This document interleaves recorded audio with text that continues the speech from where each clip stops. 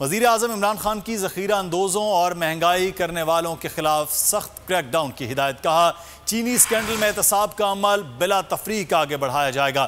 وزیر اعظم عمران خان کی زیر صدارت اجلاس میں صوبائی حکومت کو ہدایت کی کہ رمضان بازاروں اور مارکیٹس میں چینی مقرر کردہ ریٹ پر دستیاب ہونی چاہیے.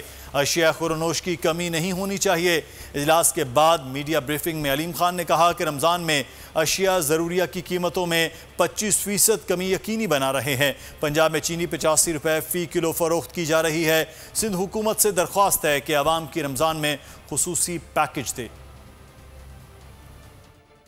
ہم نے یہ عوام سے وعدہ کیا تھا کہ ہم آٹے کی قیمت جو ہے اس کو کنٹرول میں رکھیں گے اور پورا سال جو ہے اس کے اوپر ہم پیرا دیں گے. جو 860 روپے پہ ہم دیتے تھے رمضان بازاروں کے دوران، ہم نے اس کے اندر بھی ایک خصوصی پیکج کا اناؤنس کیا ہے اور 375 روپے کے اوپر ہمارا جو 10 kg کا تھیلا ہے وہ مارکیٹ میں انشاءاللہ تعالیٰ جو ہمارے خصوصی رمضان بازار لگ رہے ہیں ان کے اندر اویلیبل ہوگا.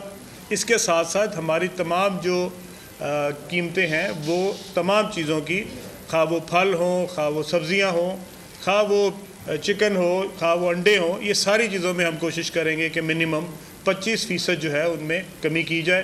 اور یہ تمام جتنے بھی پیکج ہیں یہ تمام بازاروں میں جو پورے پنجاب میں لگ رہے ہیں ان کے اندر جو ہے اس کو ہم انشاءاللہ تعالیٰ امپلیمنٹ کرائیں گے.